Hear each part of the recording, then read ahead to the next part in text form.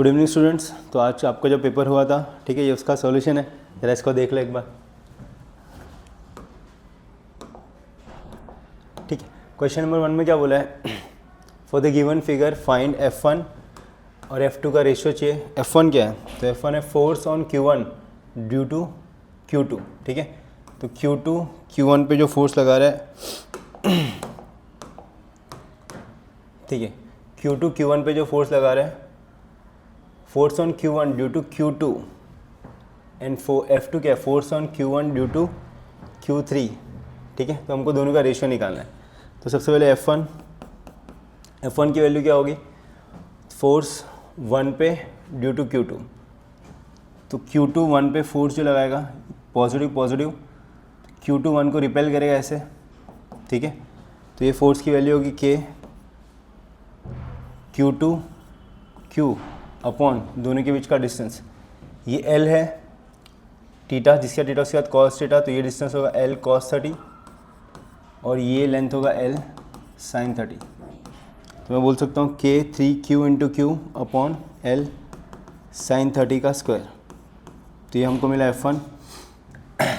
F2 क्या है? Force on Q1 due to Q3, तो Q3 Q1 पे जो फोर्स लगा रहा है, ये पॉजिटिव रिपेल करेगा लाइक चार्जेस, तो Q3 Q1 पे फोर्स ऐसे कुछ लगाएगा।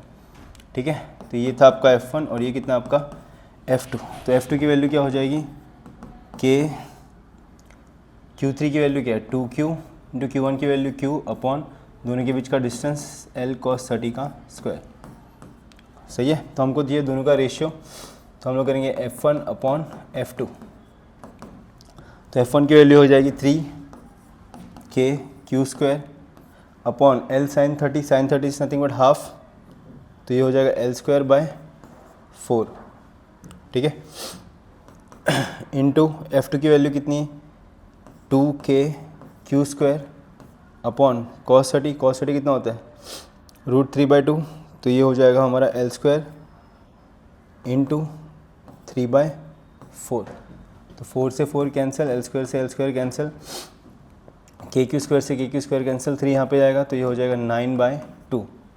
तो करेक्ट ऑप्शन है D 9/2। नेक्स्ट क्वेश्चन देख लेते हैं। क्वेश्चन नंबर 2 में क्या बोला है? इसमें बोला है 2 spherical conductors B and C having equal radii and carrying equal charges. ठीक है, 2 स्पेरिकल कंडक्टर है, दोनों का रेडियस कैसा है? सेम। सही है, एंड कैरिंग इक्वल चार्जेस। अगर इसमें चार्ज Q है तो इसमें भी चार्ज कितना है? Q।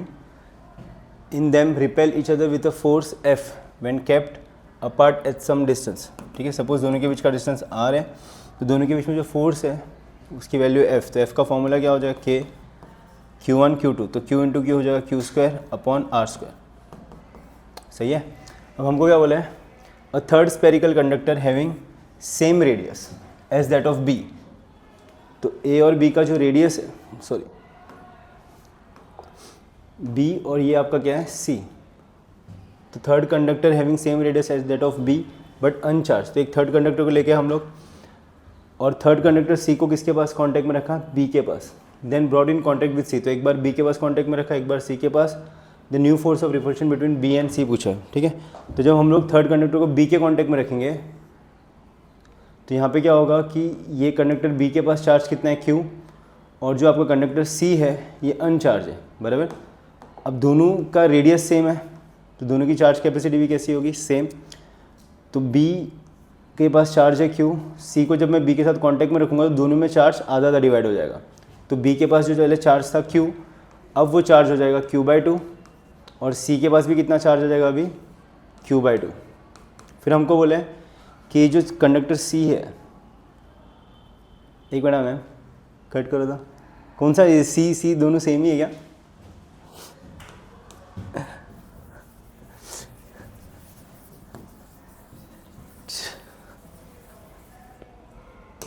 चलो मैम वापस स्टार्ट करते हैं। चलो स्टार्ट करें। तो क्वेश्चन नंबर 2 देख लेते हैं एक बार। इसमें क्या बोला है? 2 spherical conductors B and C। तो एक कंडक्टर जो है वो B है और दूसरा कंडक्टर क्या है? C। दोनों का रेडियस सेम है एंड कैरिंग इक्वल चार्जेस। तो अगर B के ऊपर चार्ज है Q, तो C के ऊपर भी चार्ज कितना है? Q। In them repel each other which a force F, तो दोनों के बीच में जो इलेक्ट्रोस्टैटिक फोर्स है वो F है, और सपोज दोनों के बीच का डिस्टेंस है R, तो मैं यहाँ पे बोल सकता हूँ कि F कितना हो जाएगा K Q1 Q2, तो Q स्क्वायर अपॉन डिस्टेंस का स्क्वायर।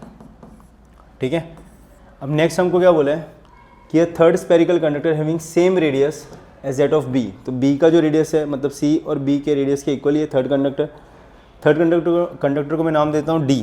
ठीक है, is brought in contact with B, तो पहले क्या किया, D को कॉन्टैक्ट लाया B के साथ, तो जब स्पेरिकल कंडक्टर D को हम B के साथ कॉन्टैक्ट में रखेंगे, ठीक है, दोनों का सरफेस एरिया सेम है, तो D के पास कोई चार्ज नहीं है, तो D जब B के साथ कांटेक्ट में आएगा तो चार्ज फ्लो करेंगे फ्रॉम B टू D, और ये चार्ज तब तक फ्लो करेंगे जब तक दोनों में इक्वल चार्ज नहीं आ जाता। ठीक है, तो इसके पास चार्ज Q है, इसके पास कोई चार्ज नहीं है, दोनों में इक्वल चार्ज चाहिए, तो चार्ज डिवाइड हो जाएगा Q/2 में।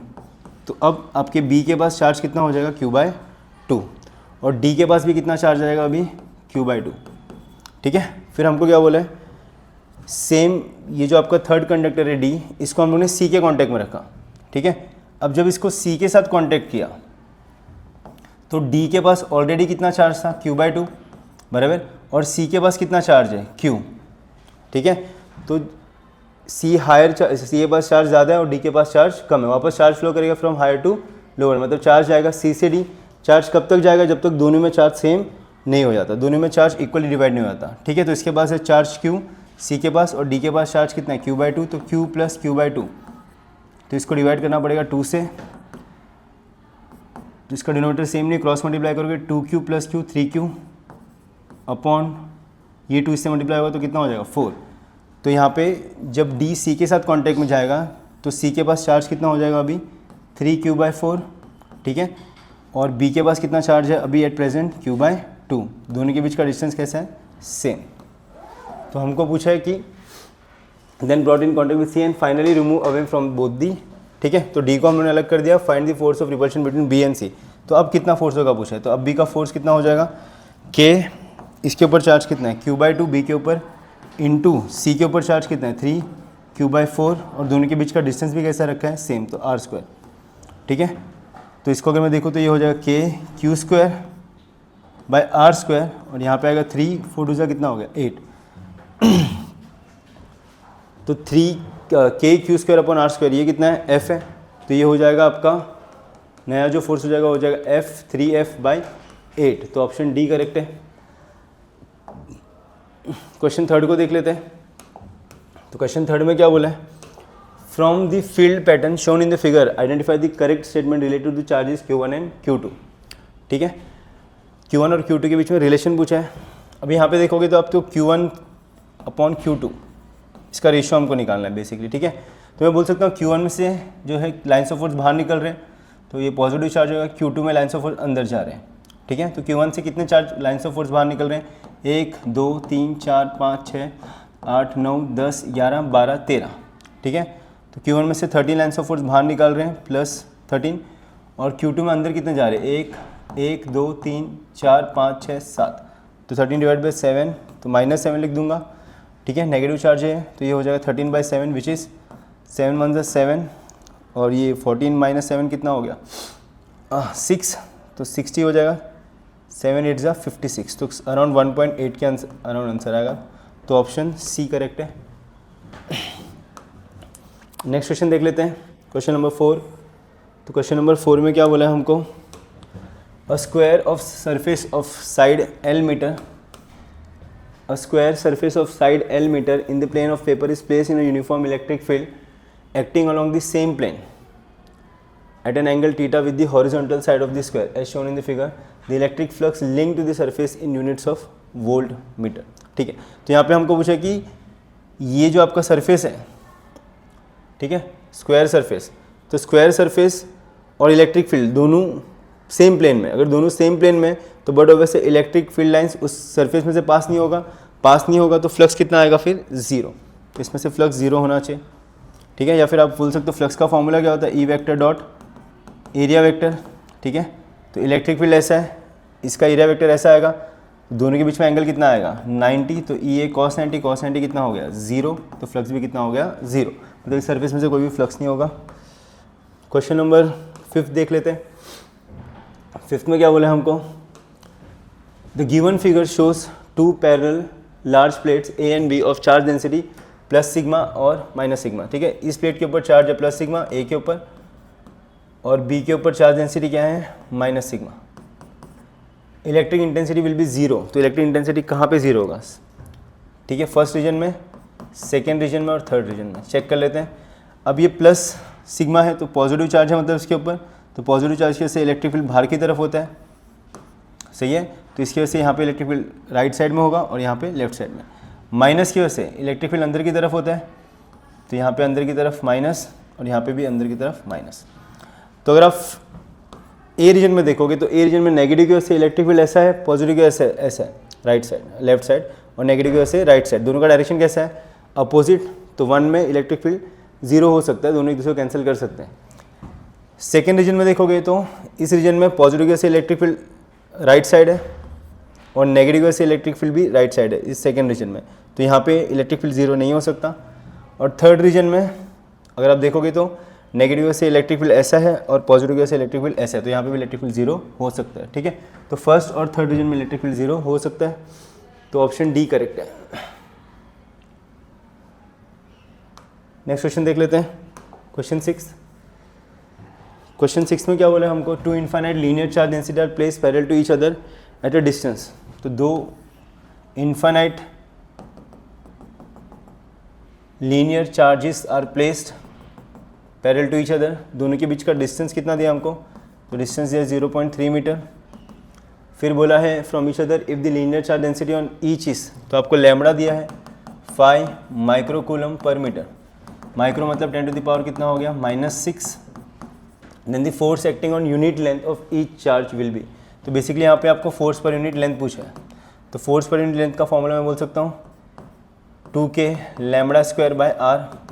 2k की वैल्यू क्या हो जाएगी 9 into 10 to the power 9 into lambda कितना दिया है 5 इंटू 10 टू द पावर -6, और इसका क्या हो जाएगा स्क्वायर अपॉन डिस्टेंस कितना है दोनों के बीच में 0.3। तो यहाँ पे मैं इसको लिख सकता हूँ 2 into 9 into 10 to the power 9 into 5 का square 25 into 10 to the power कितना हो गया -12। इस 0.3 को मैं लिख सकता हूँ 3 इंटू 10 टू द पावर -1। ठीक है, 3 1 सा 3 3 सा 9, तो -1 से -1 गया, कितना बचा -11। तो ये हो जाएगा अपना 25, 3 2 सा कितना हो गया 6, तो ये हो जाएगा 6 इंटू 25 इंटू 9 -11 कितना हो गया, तो ये हो गया -2। ठीक है, 25 4 ज़ा 100 बराबर 25 5 ज़ा कितना हो गया 125, 25 6 ज़ा 150, तो ये हो गया 150 into 10 to the power -2 which is 1.5 newton पर मीटर। तो 1.5 न्यूटन पर मीटर, तो ऑप्शन ए करेक्ट है। क्वेश्चन 7 देख लेते हैं। ठीक है, क्वेश्चन 7 में क्या बोला है,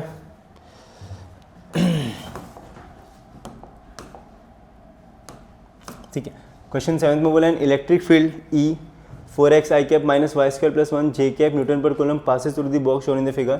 The flux of the electric field through surfaces A, B, C, D and B, C, G, F are marked as phi 1, phi 2 respectively. Difference between phi 1 and phi 2 पूछा है। ठीक है, तो सबसे पहले इसमें से फ्लक्स निकालते हैं A, B, C, D। ठीक है, तो इसमें से फ्लक्स कितना बोला हमको phi 1। अभी अगर आप यहाँ पे ध्यान दोगे तो ए बी सी डी का एरिया वेक्टर z की तरफ आएगा, बराबर। तो एरिया वेक्टर और इलेक्ट्रिक फील्ड तो दोनों भी एक दूसरे को कैसे आ रहे हैं, परपेंडिकुलर आ रहे हैं, तो यहाँ पे इसमें से कोई भी फील्ड लाइन पास नहीं होंगे ए बी सी डी में से। ठीक है, तो इसमें फ्लक्स जीरो आएगा, तो मतलब phi 1 की वैल्यू कितनी आएगी 0। ठीक है, मैं phi 1 को ऐसे लिख सकता हूँ ई वेक्टर डॉट एरिया वेक्टर, तो ये हो जाएगा इलेक्ट्रिक फील्ड कितना है 4x I cap minus y square plus 1 J cap dot, इसका एरिया वेक्टर कितना आएगा, तो इसका एरिया कितना है 3 - 3 0 0 - 2 2 2 0। ठीक है, तो इसका ये हो गया 2 0 - 0 2, तो ये भी 2 है, लेंथ मिल गया, ब्रेथ कितना है फिर इसका -3 2 - 2 0 0 0, तो ये 3, ये भी 3 बराबर। तो इसका एरिया कितना हो गया 3 2 6, तो ये हो जाएगा 6 K कैप तो हमको पता है डॉट प्रोडक्ट में आई डॉट के और जे डॉट के, इसका आंसर क्या आता है 0, तो फ्लक्स 0 हो गया F∅1। इसमें से दूसरे सरफेस में से फ्लक्स निकालते हैं। दूसरा सरफेस कौन सा है, BCGF, तो BCGF, ठीक है। तो इसमें से फ्लक्स निकालना है, तो इसका एरिया वेक्टर कैसा आएगा, तो इसका एरिया वेक्टर आएगा एक्स एक्सिस के अलॉन्ग, ठीक है। तो ∅2 की वैल्यू क्या हो जाएगी, E vector dot A vector, electric field कितना है, तो 4x i cap minus y square plus 1 J cap dot, इसका एरिया वेक्टर कितना आएगा, तो इसका एरिया कितना है 3 - 3 0 0 0, तो ये इसका लेंथ आया 2 और ब्रेथ इसका आ रहा है 2, तो इसका एरिया आ जाएगा 4 और इसका area vector along the x axis है तो 4 i कैप, ठीक है। तो आई डॉट आई का आंसर 1 आएगा, बाकी आई डॉट जे 0 आएगा, तो ये हो जाएगा 4 4 4 से कितना हो गया 16x, ठीक है। 16 इंटू एक्स की वैल्यू कितनी है, तो यहाँ पे x की वैल्यू है 3, ठीक है। इसका देखो x कोऑर्डिनेट अगर आप देखोगे इसका, तो ये कितना है 3 है, तो मैं बोल सकता हूँ यहाँ पे x के बदले 3 लिखूँगा, तो 16 इंटू 3, तो ये हो जाएगा 6 × 18 8 1 और 3 1 3, तो 48। तो हमको क्या चाहिए, हमको चाहिए ∅1 माइनस ∅2, तो मैं बोल सकता हूँ ∅1 माइनस ∅2, तो ∅1 कितना है 0 माइनस 48, तो कितना हो जाएगा फिर ये -48, तो ऑप्शन सी करेक्ट है। खा रहे हैं। क्वेश्चन 8 देख लेते हैं। क्वेश्चन 8 में क्या बोला है, इलेक्ट्रिक डाइपोल मोमेंट, तो हमको इलेक्ट्रिक डाइपोल मोमेंट दिया है -i cap minus 3 j cap plus 2 k cap into 10⁻⁻29 coulomb metre is at the origin, the electric field due to this dipole at position vector दिया है, note that, तो हमको बोला कि position vector dot dipole moment, तो इसका dot product 0 है। अच्छा डॉट प्रोडक्ट 0 है, मतलब मैं बोल सकता हूँ कि डॉट के बदले अगर मैं यहाँ पे कॉस लिखता हूँ तो RP cos थीटा, तो डॉट प्रोडक्ट 0 कब होता है, जब आपका थीटा कितना हो जाएगा 90 डिग्री, तो थीटा 90 डिग्री, इसका मतलब है कि ये जो पोजीशन वेक्टर है R वेक्टर, ठीक है, ये इक्वेटोरियल प्लेन पे है। अगर ये इक्वेटोरियल प्लेन पे है तो मैं बोल सकता हूँ कि इक्वेटोरियल प्लेन पे डाइपोल मोमेंट और इलेक्ट्रिक फील्ड दोनों का डायरेक्शन कैसा होता है, अपोजिट। तो इलेक्ट्रिक फील्ड क्या हो जाएगा, तो इलेक्ट्रिक फील्ड हो जाएगा एंटी पैरेलल, किसको एंटी पैरेलल, डाइपोल मोमेंट को, तो -p हो जाएगा। तो -p करेंगे तो माइनस का प्लस प्लस और ये माइनस, तो ये हो जाएगा i + 3j - 2k, तो i + 3j - 2k, तो ऑप्शन सी करेक्ट है। क्वेश्चन नंबर 9 देख लेते हैं। The ratio of electric field due to an electric dipole on the axis and on the equatorial line, तो एक्सिस पे इलेक्ट्रिक फील्ड कितना होता है, तो एक्सिस पे इलेक्ट्रिक फील्ड होता है 2 times of k into dipole moment upon position vector का क्यूब, और इक्वेटर पे कितना होता है, तो इक्वेटर पे होता है kp अपॉन r क्यूब। अपने को दोनों का रेशियो चाहिए, तो electric field at axis divided by electric field at equator, तो ये हो जाएगा 2 kp upon r cube upon kp upon r cube, तो कैंसिल हो जाएगा, तो क्या आंसर आएगा फिर 2:1, तो ऑप्शन सी करेक्ट है। क्वेश्चन 10 देख लेते हैं अभी। क्वेश्चन 10 में क्या बोला है, polar molecules are the molecules having 0, polar molecules हमको पता है पोलर मॉलिक्यूल का खुद का डाइपोल मोमेंट होता है, तो मैं बोल सकता हूँ हैविंग 0 डाइपोल मोमेंट तो गलत है, having a permanent electric dipole moment, तो ऑप्शन डी करेक्ट है। क्वेश्चन नंबर 11 देख लेते हैं। इसमें क्या बोला है, an infinite number of identical capacitor each of capacitance 1 microfarad, हर कैपेसिटर का कैपेसिटेंस दिया अपने को 1 माइक्रोफेरेड, आपको बोला connected as shown in the figure the equivalent capacitance between A और बी, तो ए और बी के बीच का मुझे इक्विवेलेंट कैपेसिटेंस चाहिए, ठीक है। अब इसका कैपेसिटेंस सी है, हर एक का कितना है सी है, ठीक है। तो अगर आप देखोगे तो ये वाला कैपेसिटर इसके साथ कैसे कनेक्टेड है, पैरेलल, और ये कैसे कनेक्टेड है, सीरीज़ में। तो हमको पता है कि सीरीज़ में इन दोनों का इक्विवेलेंट आएगा c/8, इन चारों का आएगा c/4, नहीं सॉरी, इन दोनों का आएगा c/2, इन चारों का आएगा c/4, और यहाँ पे अगर 8 है तो c/8 और यहाँ पे 16 है तो c/16, और पैरेलल में आप सीधा ऐड करते जाओगे, ठीक है। तो मैं बोल सकता हूँ कि जो इक्विवेलेंट होगा वो हो जाएगा c plus c/2 plus c/4 plus c/8 plus c/16 plus ... सही है, ठीक है। अगर आप थोड़ा ध्यान दे तो यहाँ पे तो इसके बाद से अगर आप देखोगे तो ये पूरा जो है ये GP बना रहा है कि नहीं। यहाँ पे जो कॉमन रेशियो में अगर हम लोग बाद वाला डिवाइडेड बाय पहले वाला ना, 1/4 अपॉन 1/2, 2 पर जाएगा तो ये होगा 2/4, तो कितना रेशियो है 1/2, तो वैसे बाद वाला डिवाइड बाय पहले वाला, तो C/8 डिवाइड बाय C/4, तो C से कैंसिल, तो कितना है 1/2। तो आपका जो कॉमन रेशियो कितना है 1/2। तो अगर मुझे इस सब का समेशन चाहिए तो मैं बोल सकता हूँ समेशन का फॉर्मूला होता है A अपॉन R -1। A मतलब फर्स्ट टर्म कितना है C/2, R कॉमन रेशियो कितना है हाफ -1, सॉरी हाँ यहाँ पे आएगा A अपॉन 1 माइनस R, तो 1 माइनस R, ठीक है। तो S is equal to C upon 2, 1 minus common ratio कितना है हाफ, तो 1 माइनस हाफ कितना हो गया हाफ, तो ये 2 इंटू हाफ, तो 2 से 2 कैंसिल, तो आंसर कितना है C। तो ये सबका जो आंसर है C/2 plus C/4 plus C/8 plus C/16, तो इसका आंसर है C। तो टोटल इक्विवेलेंट रेजिस्टेंस कितना होगा C प्लस C, तो 2C, और C की वैल्यू कितनी 1 माइक्रोफैरेड, तो आंसर होगा 2 माइक्रोफैरेड। तो ऑप्शन बी करेक्ट है, ठीक है। क्वेश्चन 12 देख लेते हैं। इसमें क्या बोला है, the capacity of a parallel plate air capacitor is 10 microfarad, ठीक है। तो ये पैरेलल प्लेट कैपेसिटर है और बीच में क्या है इसके एयर, ऐसे बोला है पहले। जब एयर है तो इसकी कैपेसिटी कितनी है, तो इसकी कैपेसिटी है 10 माइक्रोफैरेड, ठीक है। अब इस पूरे का एरिया कितना है A और दो प्लेट्स के बीच का डिस्टेंस D है, तो मैं बोल सकता हूँ इसकी जो कैपेसिटी होगी वो हो जाएगा एप्सिलॉन नॉट A/D, सही है। तो ये हो गया एयर के लिए, तो मैं बोल सकता हूँ 10 microfarad is equal to epsilon not A/D। Question में क्या बोला है, as shown in the figure this capacitor is divided into 2 equal parts, this parts are filled by media of dielectric constant. यहाँ पे डाइलेक्ट्रिक कांस्टेंट K1 डाला है, यहाँ पे डाइलेक्ट्रिक कांस्टेंट K2 डाला है, ठीक है। तो आपको पूछा है capacity of this arrangement will be, तो इस अरेंजमेंट की कैपेसिटी कितनी होगी वो पूछा है, ठीक है।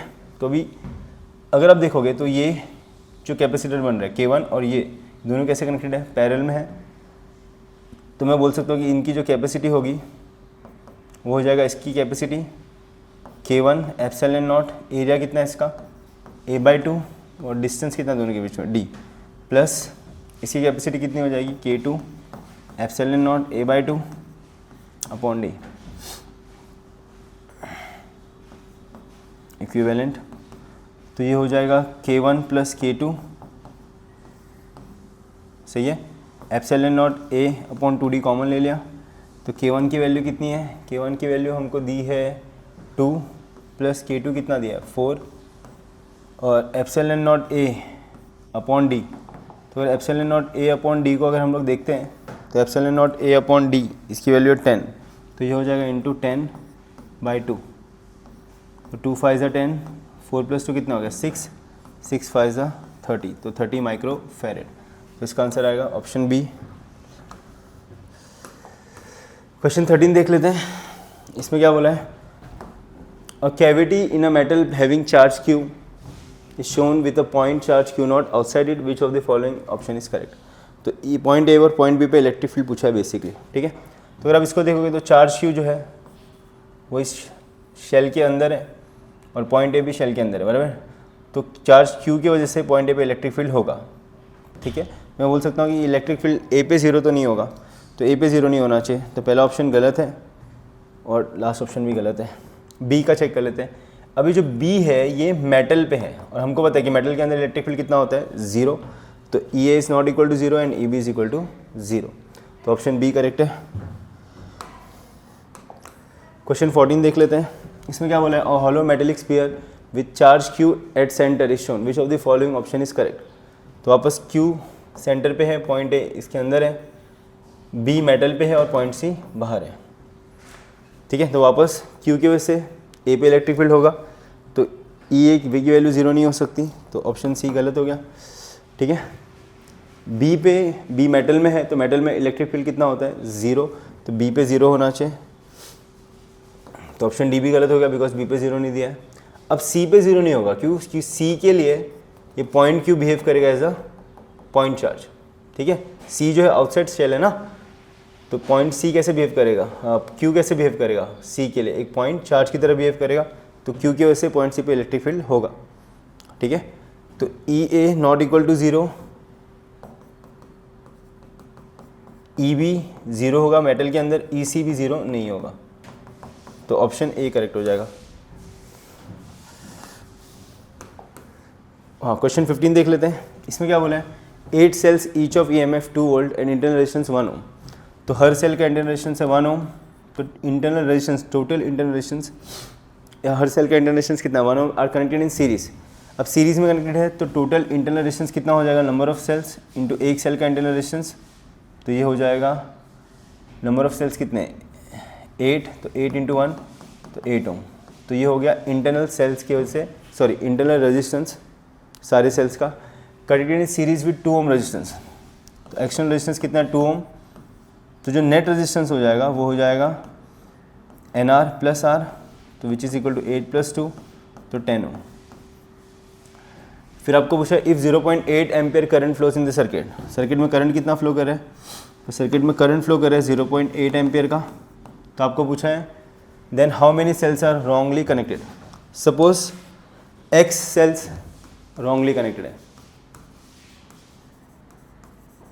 ठीक है, तो X cells are wrongly connected,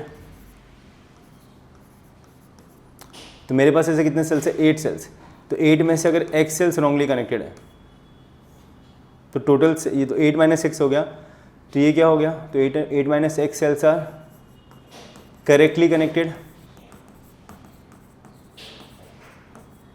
और X cells are wrongly connected, ठीक है। तो अगर मुझे नेट करंट का फॉर्मूला क्या होता है, net EMF upon net resistance, तो नेट EMF कितना होगा, जो करेक्टली कनेक्टेड है 8 - X सेल्स करेक्टली कनेक्टेड है इंटू पोटेंशियल डिफरेंस कितना है 2 माइनस रॉन्गली कितने कनेक्टेड है X, तो 2 into X upon total resistance कितना है, तो 10 ओम।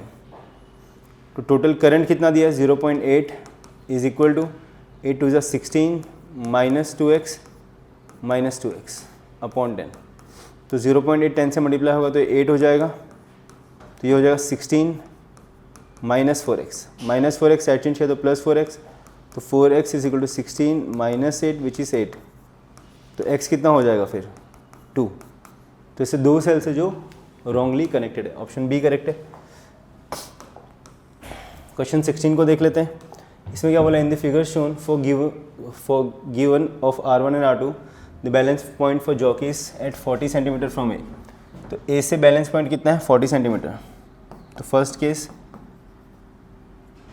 तो R1 अपॉन R1 के सामने लेंथ कितना है 40 इज इक्वल टू R2 के सामने लेंथ कितना होगा, तो AB का लेंथ हमको दिया 1, तो ये 40, तो ये कितना हो जाएगा 60। तो यहाँ से मुझे R1 अपॉन R2 का रेशियो मिल गया ना, R2 को इधर भेजेंगे 40 को उधर, तो R1 upon R2 is equal to 40 upon 60 which is 2/3, ठीक है। तो R1 अपॉन R2 का रेशियो मिल गया।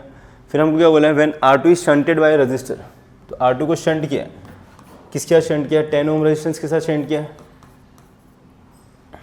बैलेंस शिफ्ट टू 50 सेंटीमीटर, ठीक है। तो अब शंट किया है तो नया जो रेजिस्टेंस होगा दोनों पैरेलल में हो जाएंगे, तो 10 into R2 upon 10 plus R2, सही है। तो नया जो आएगा अभी R1 अपॉन बैलेंस पॉइंट कितना होगा 50 is equal to RP upon 50, है कि नहीं, क्योंकि इसका जो इफेक्टिव रेजिस्टेंस है वो RP हो गया। सो 50 से 50 कैंसिल, तो R1 is equal to RP को क्या लिख सकते हैं 10 into R2 upon 10 plus R2, ठीक है। R2 मल्टीप्लिकेशन में साइड चेंज किया तो डिवीजन में, तो ये हो जाएगा R1 upon R2 is equal to 10 upon 10 plus R2। R1 upon R2 हमने पहले से निकाल के रखा है 2/3, तो 2/3 is equal to 10 upon 10 plus R2, इधर जाएगा मल्टीप्लाई होगा 2 into 10 20 plus 2R2 is equal to 30 plus 20 side change किया तो माइनस 20, तो 2R2 इज इक्वल टू 10, तो R2 विल बी 5, तो R2 5 ओम है, ठीक है। R2 5 ओम है, पहले R1 R2 5 ओम है, तो ऑप्शन ए करेक्ट है। छः तो अपन R1 भी निकाल लेते हैं, R2 5 है, तो R2 की वैल्यू को पुट करेंगे इक्वेशन 1 में, तो इक्वेशन 1 क्या था, तो R1 अपॉन R2 के बदले लिखा 5 इज इक्वल टू 2/3, तो R1 कितना हो जाएगा 2 इंटू 5/3 विच इज़ 10/3, 3 ओम। तो ऑप्शन ए करेक्ट है, सही है। क्वेश्चन 17 देख लेते हैं। इसमें क्या बोला है, 2 electrical bulbs are mark 40 watt, 220 volt and 60 volt, 220 volt. तो इससे मुझे रेजिस्टेंस मिलेगा। पहले का पावर कितना दिया, 40 वॉट, तो इसका रेजिस्टेंस हो जाएगा ई स्क्वायर अपॉन P1। तो ई स्क्वायर कितना हो गया, 220 का स्क्वायर अपॉन पावर कितना 40। दूसरे का रेजिस्टेंस हो जाएगा EMF 220 वोल्ट का स्क्वायर अपॉन पावर कितना है, 220 वोल्ट पे पावर है 60। तो इक्वेशन 2 पूछा गया, when connected in series across same voltage supply. तो वोल्टेज सप्लाई कितना 220 volt, the effective power is P1। Okay ठीक है, यहाँ पे हम लोग इसको P1 नहीं लेते हैं, तो ई स्क्वायर अपॉन इसका पावर कितना है 40 ना, इसको P ले लेते हैं। 40 वोल्ट था पहले का, तो ई स्क्वायर अपॉन 40, 220 अपॉन 40। अब क्या बोला है कि जब उसको सीरीज़ में कनेक्ट किया है तो आपका इफेक्टिव पावर हो रहा है P1, और जब पैरेलल में कनेक्ट किया है and when connected in parallel the effective power is P2। तो P2 पैरेलल के लिए है और P1 सीरीज़ के लिए है। तो आपको पूछा है P1 अपॉन P2, ठीक है। तो मैं बोल सकता हूँ P1 is equal to applied voltage upon R1, applied voltage का स्क्वायर अपॉन R1। सीरीज़ में कनेक्टेड है तो नेट रेजिस्टेंस आएगा कितना, R1 प्लस R2 बराबर।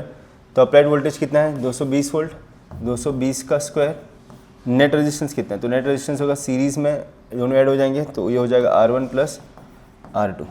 तो P1 की वैल्यू आएगी 220 square upon R1 plus R2। इसकी वैल्यू चाहिए तो बाद में पुट करते हैं, ये क्वेश्चन 3 हो गया। वैसे P2 की वैल्यू आएगी, अप्लाइड वोल्टेज कितना है 220 वोल्ट ही अप्लाई किया है उसका स्क्वायर अपॉन नेट रेजिस्टेंस कितना है, तो पैरेलल में कनेक्ट है, पैरेलल में तो ये हो जाएगा R1 into R2 upon R1 plus R2।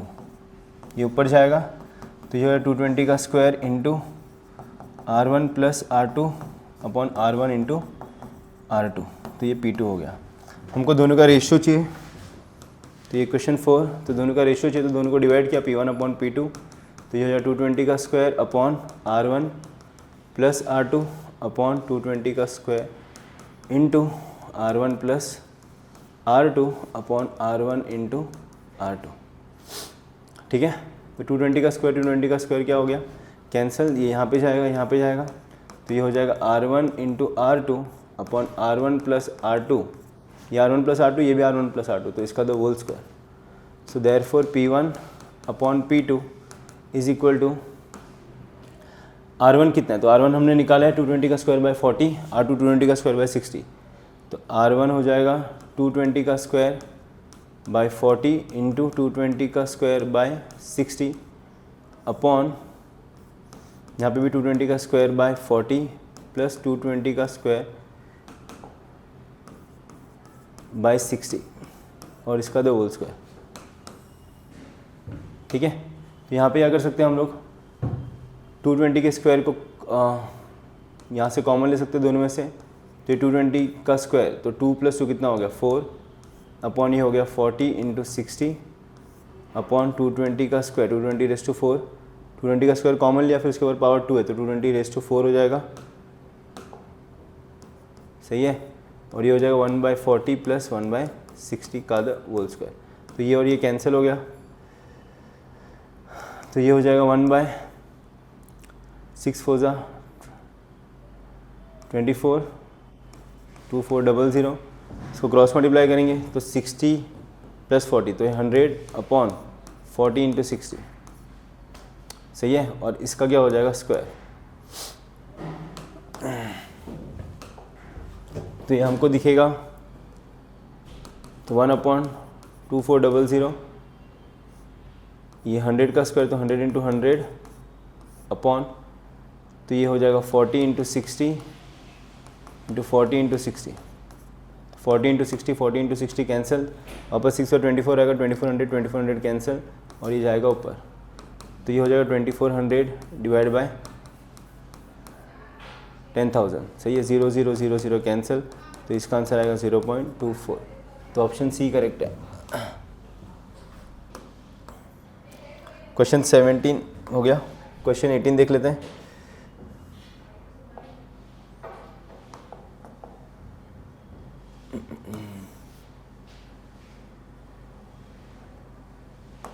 ठीक है,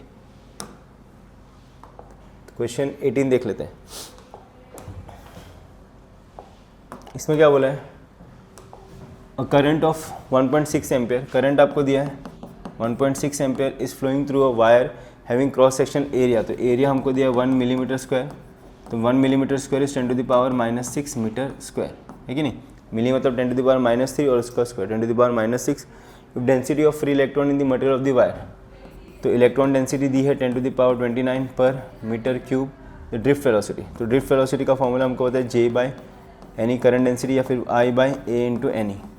तो I हमको दिया है 1.6 अपॉन एरिया कितना 10⁻⁻6 और number of electrons per unit volume कितना 29 10⁻29 और E कितना 1.6 10⁻⁻19। तो 1.6 से 1.6 कैंसिल, -19 गया, ये +19 गया, तो यहाँ पे बचा 10 -6, यहाँ पे 10 बचा, 10 - 6 हो गया 4, तो ये 1 हो गया 1/10⁴ +4 ऊपर गया 10⁻⁻4, तो ऑप्शन ए करेक्ट है।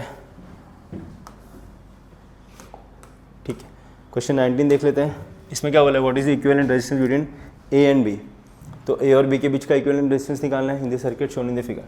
अगर आप देखोगे तो ए और बी के बीच का निकालना है, तो पहले ये दोनों सीरीज़ में, तो 2 + 2 कितना हो गया 4, तो इन दोनों का इफेक्टिव 4 आया।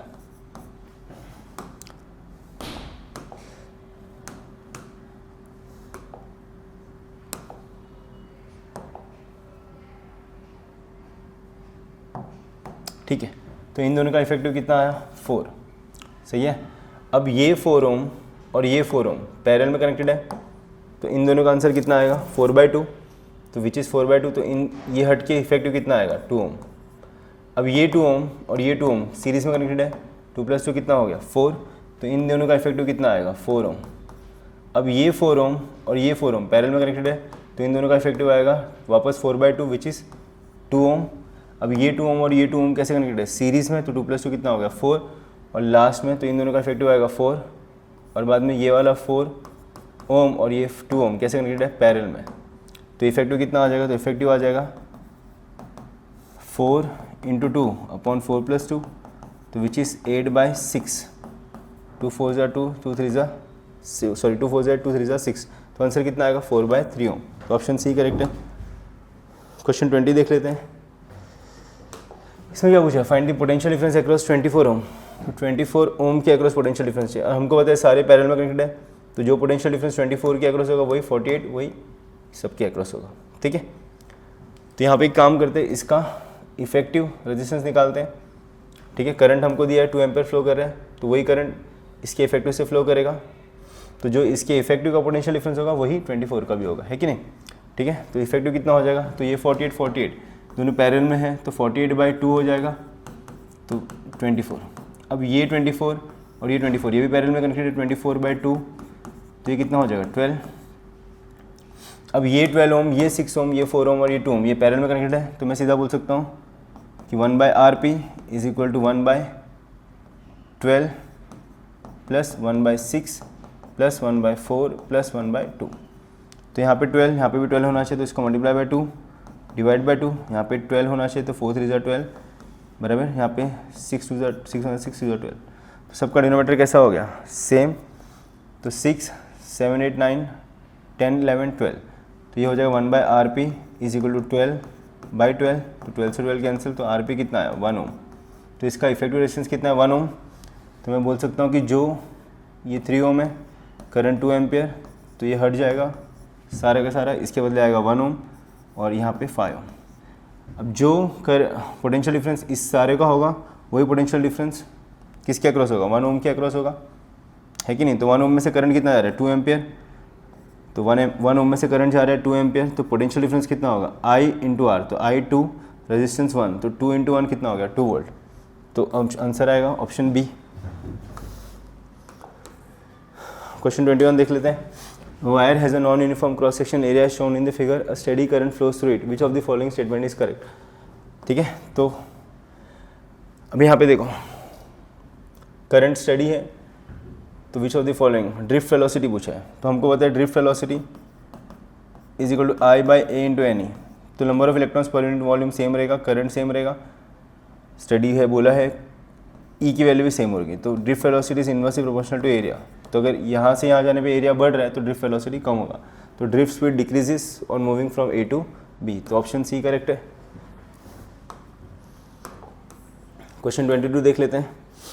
The resistance of a wire is R ohm if it is melted and stretched to n times of its original length, its new resistance will be. ठीक है, अभी आपका रेजिस्टेंस कितना है, आर ओम है। अगर लेंथ L है और एरिया A है, आपको क्या बोला अभी, if it is melted stretch to n times to its original length. तो अब नया लेंथ है वो n times its original length है। ठीक है, बाय कंजर्वेशन ऑफ वॉल्यूम मैं बोल सकता हूँ पहले का वॉल्यूम और अभी का वॉल्यूम कैसा होगा, सेम। तो अभी पहले का वॉल्यूम कितना होगा, तो पहले का वॉल्यूम है एरिया इंटू लेंथ, और अभी का वॉल्यूम हो जाएगा A2, लेंथ कितना है n टाइम्स ऑफ L। तो बाय कंजर्वेशन ऑफ वॉल्यूम मैं बोल सकता हूँ V1 is equal to V2, तो AL is equal to A2 into NL। तो L से L कैंसिल, तो A2 कितना हो जाएगा, तो A2 हो जाएगा A/2। तो मतलब अभी का जो एरिया हो पहले के एरिया के आधा है, सही है। तो अभी का रेजिस्टेंस कितना होगा, तो अभी का रेजिस्टेंस हो जाएगा R is equal to rho, length कितना है NL, एरिया कितना है A/2। तो 2 ऊपर जाएगा तो ये हो जाएगा रो L/A, ये 2 ऊपर गया और यहाँ पे N भी है, तो रो L/A। तो रो L/A इसकी वैल्यू क्या R, तो R2 हो जाएगा R इंटू 2N। अच्छा सॉरी, यहाँ पे भी N है, ये N मल्टीप्लिकेशन में साइड चेंज किया तो डिवीजन में, तो सॉरी ये A/N है। अरे यार, तो यहाँ पे क्या आएगा, A/2 नहीं A/N। तो ये N ऊपर जाएगा तो N इंटू N क्या हो जाएगा, N²। और रो L/A की वैल्यू कितनी R, तो ये हो जाएगा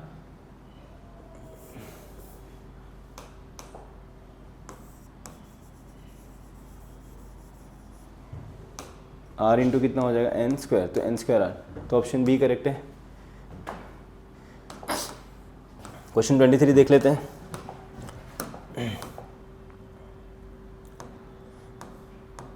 क्वेश्चन 23 में क्या बोला है, register has a colour code of green. ठीक है, पहला ग्रीन है, फिर कौन सा कलर है, ब्लू, फिर ब्राउन, फिर सिल्वर। अच्छा, सिल्वर का टॉलरेंस होता है ±10%। ठीक है, तो आपको पता होगा B Roy, black, brown, red, orange, yellow, green, फिर ब्लू, ऐसे कुछ होता है, बराबर है। ठीक है, 0 1 2 3 4 5 6।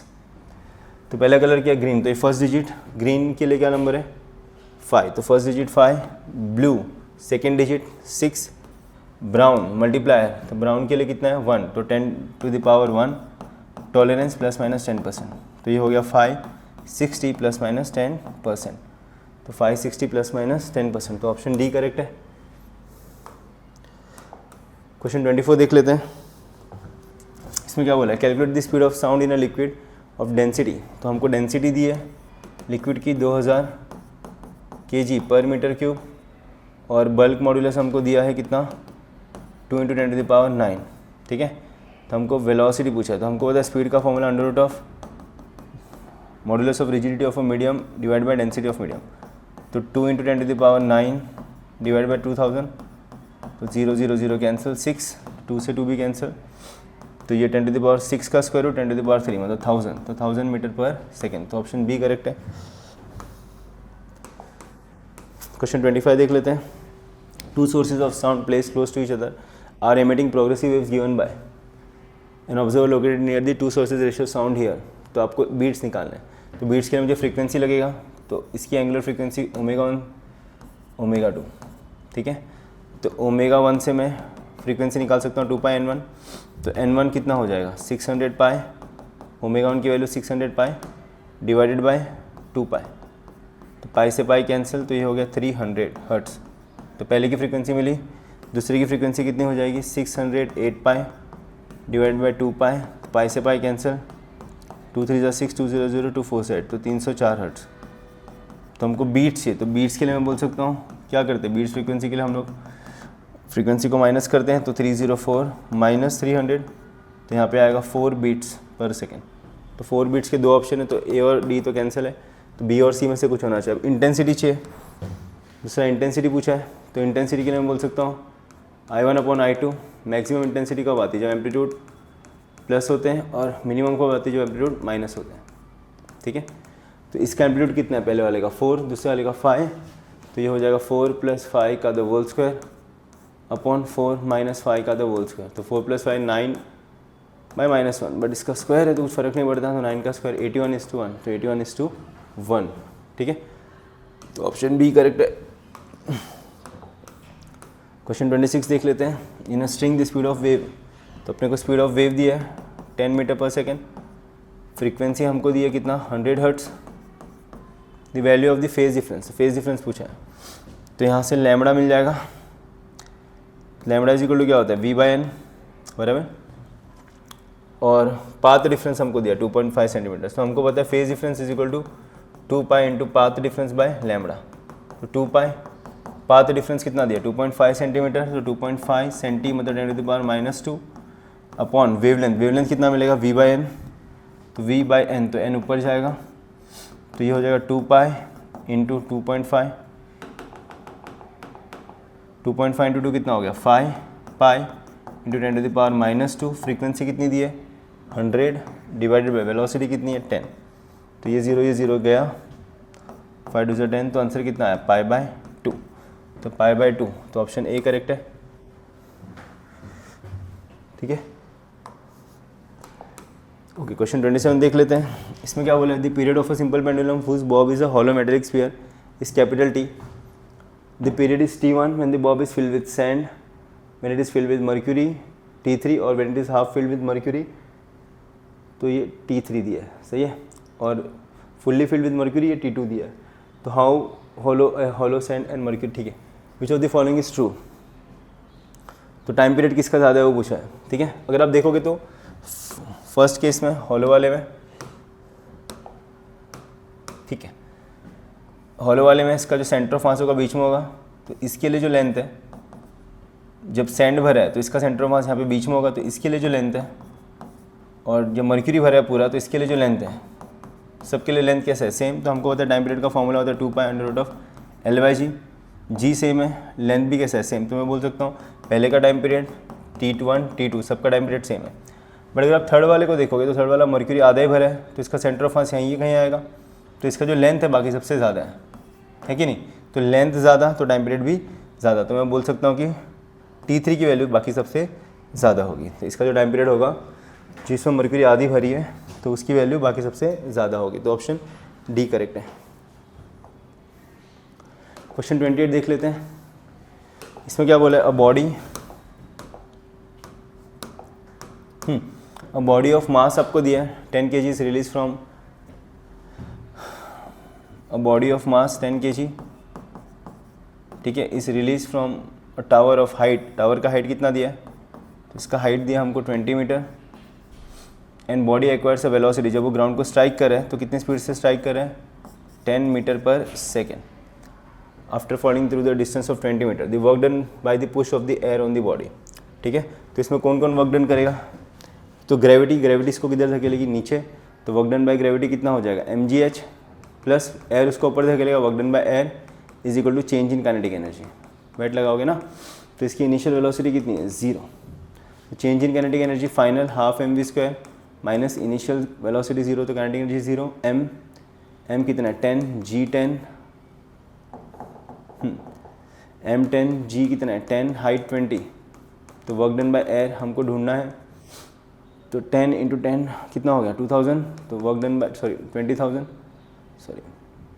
2000 हाँ, तो ये हो गया हाफ, मास कितना है 10, वेलोसिटी कितनी है 10 का स्क्वायर माइनस 2000, 2 5 से 10 का स्क्वायर 100, 500, तो 500 माइनस 2000, तो ये हो गया माइनस 1500 जूल्स। तो एयर रेजिस्टेंस कितना वर्क कर रहा है माइनस 1500 जूल, होना भी चाहिए था। एयर रेजिस्टेंस लग रहा है ऊपर की तरफ और बॉडी का डिस्प्लेसमेंट किधर हो रहा है नीचे की तरफ, दोनों का डायरेक्शन अपोजिट है ना। ठीक है, क्वेश्चन 29 देख लेते हैं। A body is thrown upward with some initial velocity which of the following graph represent the potential energy variation with time. ठीक है, और बॉडी इज थ्रोन अपवर्ड, तो बॉडी को ऊपर फेंका है, तो ऊपर फेंका है तो ग्राउंड से फेंका है, तो ग्राउंड पे सपोज इसकी हाइट कितनी है 0, तो पोटेंशियल एनर्जी भी 0। सही है, ऊपर जाएगा वेलोसिटी कम होगी, काइनेटिक एनर्जी कम होगी। जैसे काइनेटिक एनर्जी 0 हो गया तो इसका हाइट मैक्सिमम हो जाएगा, तो ऊपर उसका अगर यहाँ पे t 0 है तो t/2 पे बराबर आधा टाइम में, तो इसकी पोटेंशियल एनर्जी हो जाएगी मैक्सिमम और काइनेटिक एनर्जी क्या हो जाएगी 0। फिर वापस ऊपर से नीचे आएगा तो वापस पोटेंशियल एनर्जी कम होगा और काइनेटिक एनर्जी बढ़ेगी, तो वापस ग्राउंड पे पोटेंशियल एनर्जी 0। ठीक है, तो इसके लिए जो बेस्ट ग्राफ है बी है। टाइम 0 तो पोटेंशियल एनर्जी 0, टाइम बढ़ रहा है, पोटेंशियल एनर्जी बढ़ रहा है, मैक्सिमम हाइट पे पहुंचा, पोटेंशियल एनर्जी मैक्सिमम, फिर उसके बाद वापस नीचे आएगा, हाइट कम होगा तो पोटेंशियल एनर्जी भी कम हो रहा है और वापस ग्राउंड पे आ गया। ठीक है, तो ऑप्शन बी करेक्ट है। क्वेश्चन 30 देख लेते हैं। Velocity at mean position of a particle executing SHM is v, then velocity of the particle at distance equal to half of amplitude. तो मेन पोजीशन पे x कितना होता है 0, तो मेन पोजीशन पे वेलोसिटी का हमको फॉर्मूला होता है omega under root of a square minus x square. तो मेन पोजीशन पे x की वैल्यू 0, तो वेलोसिटी विल बी मैक्सिमम, तो v मैक्स की वैल्यू ओमेगा है विच इज़ v, ये इन लोग ने गिवन है। तो आपको पूछा velocity of the particle at distance equal to half of the amplitude. जब x की वैल्यू कितनी होगी एम्पलीट्यूड का आधा, तो वहाँ पे वेलोसिटी कितनी होगी, मैं बोल सकता हूँ omega under root of a square minus x square. तो x के बदले क्या लिखा a स्क्वायर बाय 4, तो क्रॉस मल्टीप्लाई करोगे तो 4a square minus a square 3a square, तो under root of 3a square by 4। सही है, तो ये हो जाएगा omega a under root of 3/2। अच्छा ओमेगा a क्या है, तो ओमेगा a की वैल्यू v है, तो ये हो जाएगा अंडर रूट ऑफ 3v/2। तो ऑप्शन सी करेक्ट है। क्वेश्चन 31 देख लेते हैं। The instantaneous displacement of a simple pendulum oscillator is given by its speed will be maximum at. तो हमको पूछा है स्पीड मैक्सिमम कब होगा, तो स्पीड मैक्सिमम कब होगा जब x की वैल्यू 0 होगी, तो x को 0 पुट कर लो, तो x 0 is equal to a cos omega t plus π/4 है कि नहीं। अब x की वैल्यू 0 कब होगी, जब cos के अंदर जो थीटा है वो 90 होगा। सही है ना, तो मैं बोल सकता हूँ कि ओमेगा t प्लस π/4 ये जो एंगल है ये किसके इक्वल होना चाहिए 90 मतलब π/2। और हमको क्या पूछा यहाँ पे टाइम पूछा है, तो टाइम 6 प्लस साइड चेंज किया तो माइनस, तो omega t is equal to π/2 minus π/4। तो इसको मल्टीप्लाई बाय 2 किया, 2 पाई माइनस पाई कितना हो गया π/4। तो टाइम कितना आया, टाइम आया π/ओमेगा इंटू 4, तो π/4 ओमेगा। तो ऑप्शन ए करेक्ट है। क्वेश्चन 32 देख लेते हैं। इसमें क्या बोला है, what should be the displacement of a simple pendulum whose amplitude is A. तो डिस्प्लेसमेंट पूछा है पोटेंशियल एनर्जी, तो हमको पता है पोटेंशियल एनर्जी कितना बोला है 1/4 of total energy. Potential energy का फॉर्मूला होता है हाफ के x स्क्वायर, 1/4 टोटल एनर्जी का फॉर्मूला होता है हाफ के a स्क्वायर। तो हाफ के क्या हो गया कैंसिल, तो x की वैल्यू कितनी आएगी a/2। तो x की वैल्यू कितनी आएगी a/2। सही है, तो पोटेंशियल एनर्जी कितना हो रहा है 1/4 ऑफ टोटल एनर्जी, तो 1/4 ऑफ टोटल एनर्जी कितने डिस्प्लेसमेंट में हो रहा है a/2। तो ऑप्शन बी करेक्ट है।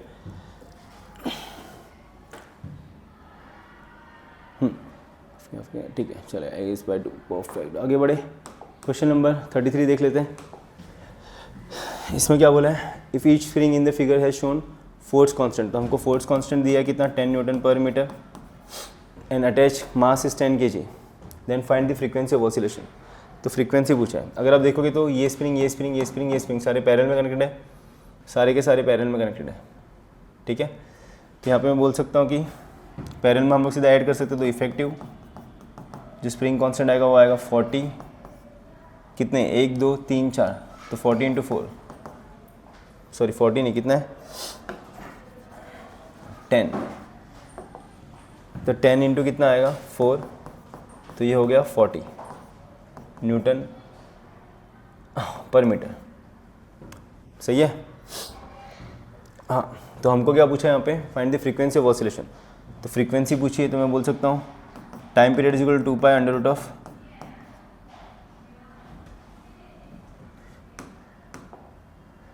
m/k,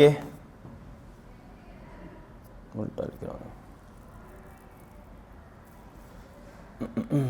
तो टाइम पीरियड कितना है, ऐसा फ्रीक्वेंसी पूछा है, frequency is equal to 1/2 pi under root of K effective upon M, तो 1/2 pi under root of K effective कितना है, के इफेक्टिव 40 और एम कितना है 10, तो ये हो जाएगा 2/2 पाई, तो विच इज़ 1/पाई हर्ट्स। तो ऑप्शन बी करेक्ट है। क्वेश्चन 34 कर लेते हैं, ठीक है। 34 में क्या बोला, if the length of simple pendulum of a clock is increase by 3% then percentage increase in time period, ठीक है। तो मैं बोल सकता हूँ कि टाइम पीरियड का फॉर्मूला 2/√L/G होता है, सही है। तो हमको क्या दिया, हमको if the length of the simple pendulum of a clock increases, तो change in length upon original length into 100, percentage में ये हमको दिया कितना 3%। तो percentage increase in time period पूछा है, तो 2 पाई तो कॉन्स्टेंट, जी भी कॉन्स्टेंट, तो मैं बोल सकता हूँ कि change in time period upon original time into 100 percentage में इज इक्वल टू कितना आएगा, तो half of change in length bye original length into 100 percentage, तो ये हो जाएगा हाफ इंटू ये कितना दिया आपको 3%, तो 1 पॉइंट कितना 2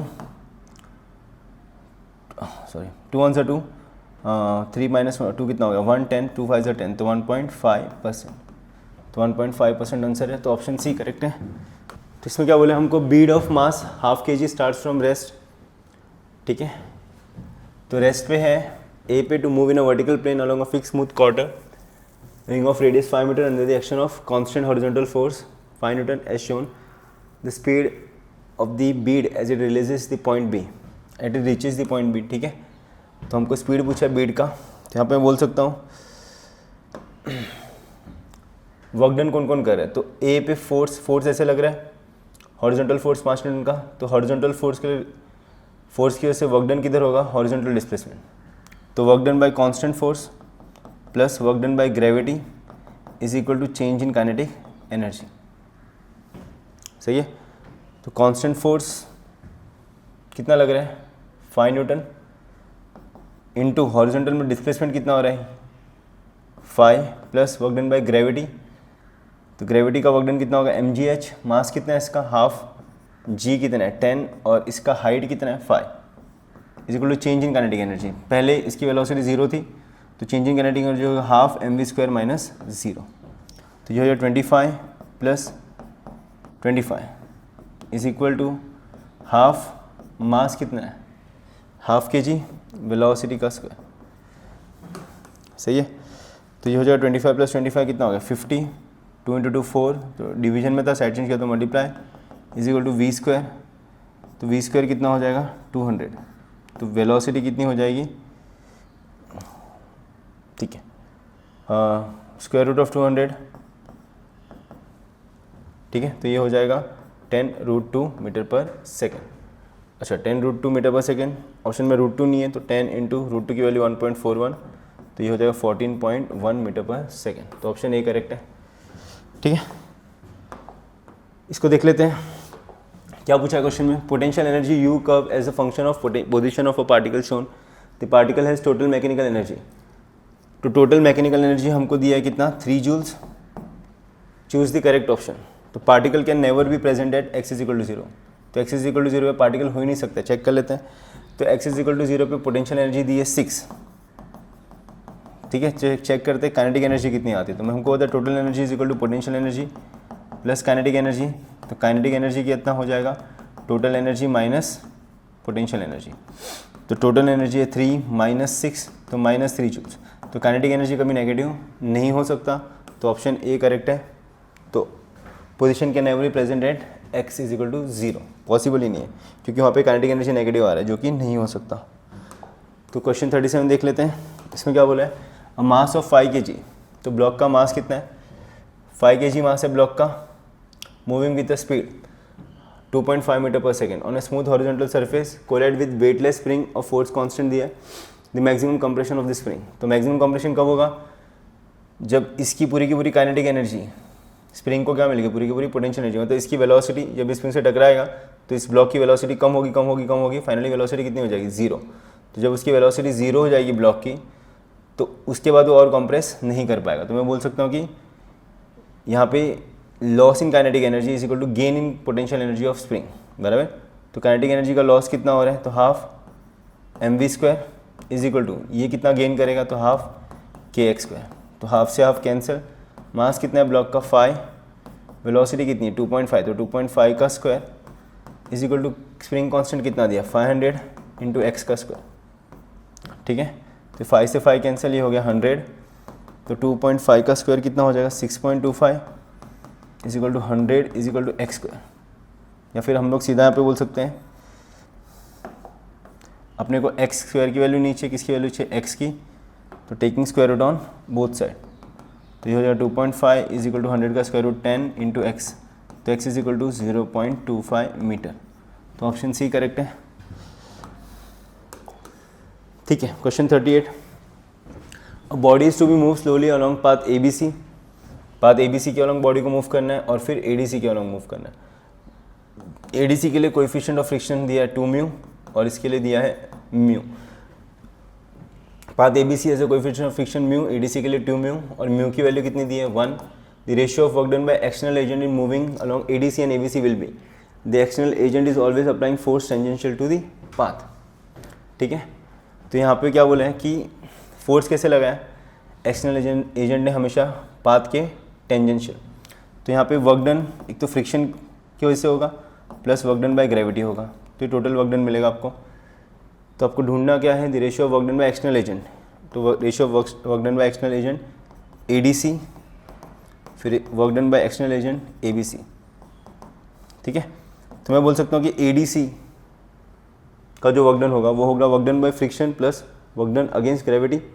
तो फ्रिक्शन की वजह से वर्क डन कितना होगा, तो यहाँ पे क्या होता है जब भी ऐसे कर्व पाथ होते हैं या पाथ होते हैं बराबर, जिसमें हम लोग वर्टिकल प्लेन में जाते हैं और ऑब्जेक्ट पे जो फोर्स लगता है वो हमेशा जो फ्रिक्शन का फोर्स लगता है वो कैसा होता है हमेशा टेंजेंशियल, ठीक है। और हम लोग स्लोली मूव करते हैं तो हम लोग सीधा बोल सकते हैं वर्क डन बाय फ्रिक्शन जो होगा वो हो जाएगा mu M G into horizontal displacement. तो हॉरिजॉन्टल कितना डिस्प्लेसमेंट किया उसने L, plus work done by gravity कितना है एम जी, हाइट कितना है इसका एल, तो म्यू की वैल्यू कितनी है 1, नहीं सॉरी ए डी सी के लिए म्यू की वैल्यू कितनी है 2 म्यू है ना, ये इसको म्यू 2 लिख देता हूँ, तो 2 म्यू, तो 2 mu M G L plus M G L, तो M G L plus mu की वैल्यू कितनी है 1, तो ये हो जाएगा 2 M G L plus M G L, जिसको मैं लिख सकता हूँ 3 एम जी एल बराबर। और ए बी सी के लिए भी सेम होगा, ए बी सी के लिए फ्रिक्शन की वजह से वर्क डन, फ्रिक्शन की वजह से वर्क डन कितना आएगा mu 1 M G, A B C में कितना हॉरिजॉन्टल डिस्प्लेस कर रहा हूँ L, plus work done by gravity कितनी होगी एम जी एल, तो म्यू 1 की वैल्यू भी कितनी है म्यू, और म्यू की वैल्यू कितनी है 1, तो मैं बोल सकता हूँ M G L plus M G L, इसको मैं सीधा लिख सकता हूँ 2 एम जी एल, सही है। तो मुझे दोनों का रेशियो पूछा है, तो work done from path along the path A D C और work done along the path A B C by external agent, दोनों का रेशियो चाहिए, तो 3 M G L upon 2 M G L, तो एम जी एल से M G L क्या हो जाएगा कैंसिल, तो आंसर आएगा 3/2, तो ऑप्शन बी करेक्ट है।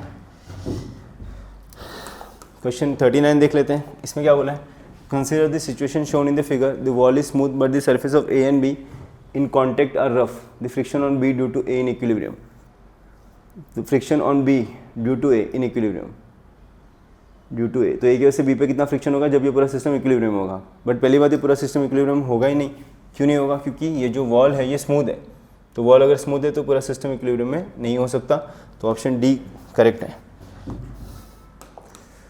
क्वेश्चन 40 देख लेते हैं, इसमें क्या बोला है, a parabolic bowl with its bottom at origin has this shape, तो इक्वेशन दिया हमको y is equal to X square by 20, आपको पूछा here X and Y are in metre, the maximum height at which the small mass m can be place on the bowl without slipping, तो maximum height कितना होगा, यहाँ पे एक object रखेंगे, ठीक है, और ऑब्जेक्ट का मास कितना है m, तो विदाउट स्लिपिंग,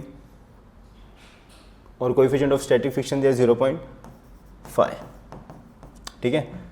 तो यहाँ पे इसका जो एंगल ऑफ रिपोज होगा बराबर, तो मैं बोल सकता हूँ tan theta r angle of repose is equal to mu, सही है, और म्यू की वैल्यू कितनी दी है, तो म्यू की वैल्यू दी है 0.5, तो इसको मैं हाफ लिख सकता हूँ, ठीक है।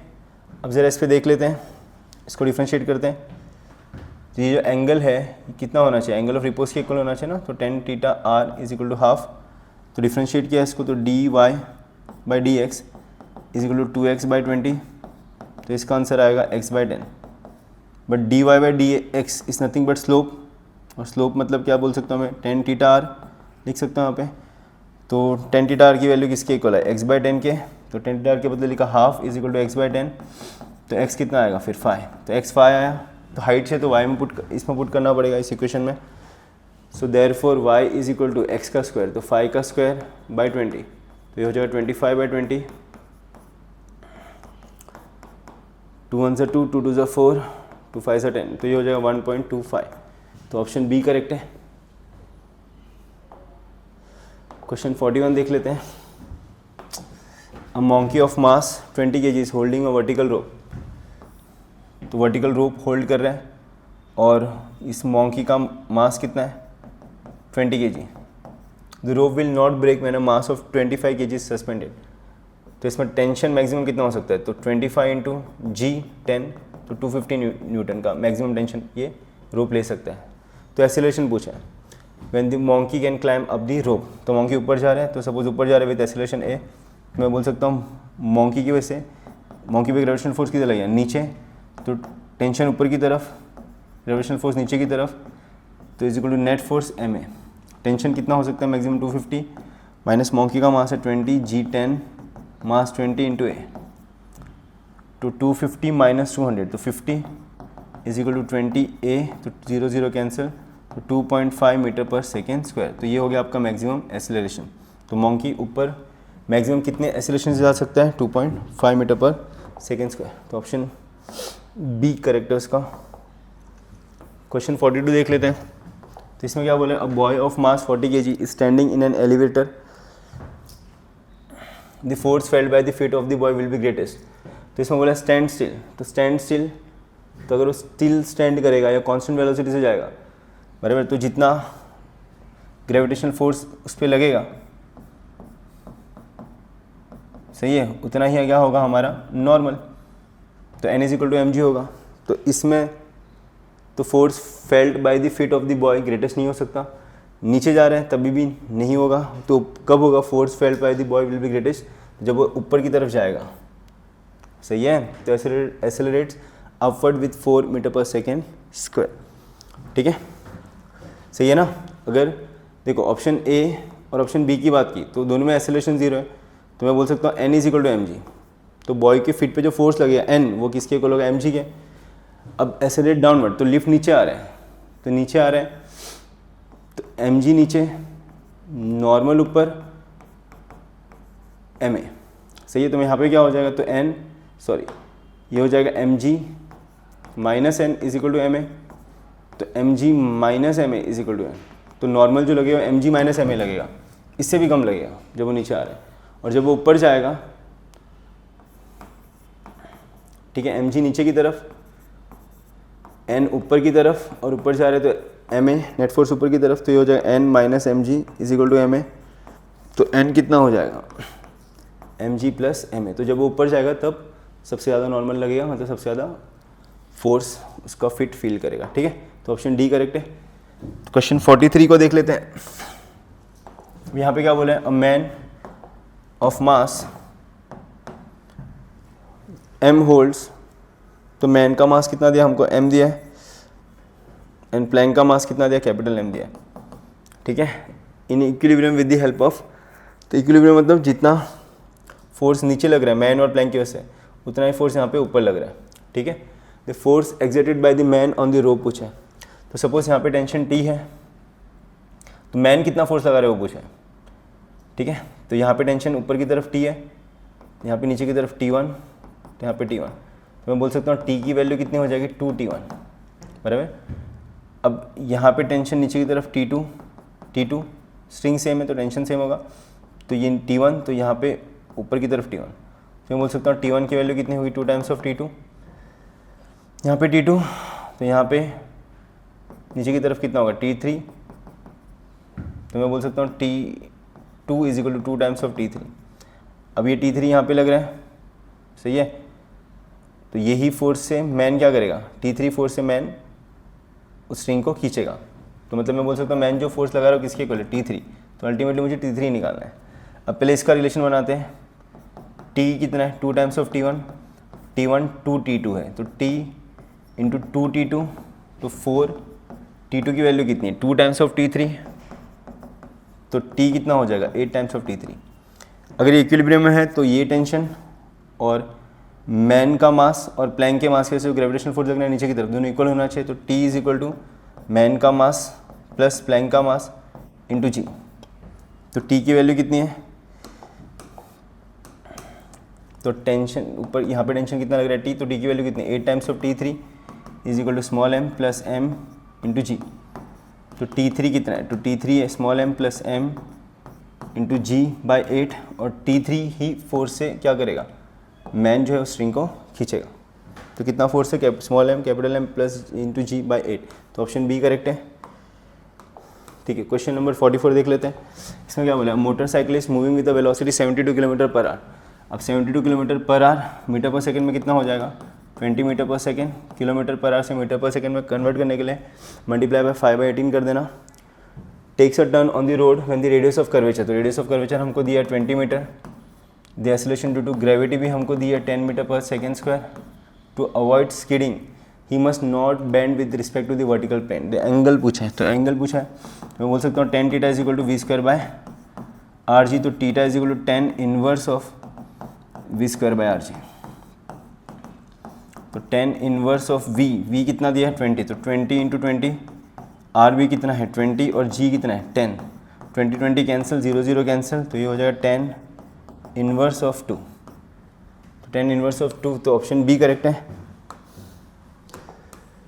इसको देख लेते हैं। क्वेश्चन 45 में क्या बोला है, 2 ब्लॉक्स ऑफ मासेस m1, तो ये ब्लॉक का मास कितना है m1 और ये ब्लॉक का मास कितना है m2।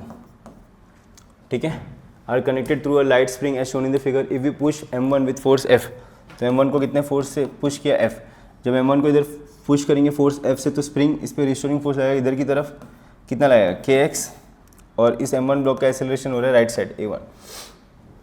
ठीक है, cos acceleration a1 in the mass m1, what will be the magnitude of acceleration m2। तो m2 पे क्या होगा, m2 पे स्प्रिंग ही फोर्स लगेगा इधर की तरफ kx, और उसका एक्सेलरेशन भी इधर होगा a2। तो इससे मैं बोल सकता हूँ कि नेट फोर्स इधर लग रहा है, तो F minus k x is equal to m1 a1, तो F minus m1 a1 is equal to k x. तो यहाँ से मुझे के एक्स मिल गया। अब यहाँ पे मेरे को दिख रहा है कि के एक्स राइट साइड और नेट फोर्स भी किधर है राइट साइड, तो m2 a2, तो के एक्स के बदले क्या लिख सकता हूँ, तो के एक्स के बदले लिख सकता हूँ F minus m1 a1 is equal to m2 a2। मुझे एक्सेलरेशन चाहिए m2 का, तो m2 मल्टीप्लिकेशन में साइड चेंज किया तो डिवीजन में, तो F minus m1 a1 upon m2 is equal to क्या हो जाए a2। तो option minus m1 a1 upon m2 is equal to a2, तो ऑप्शन डी करेक्ट है। ठीक है।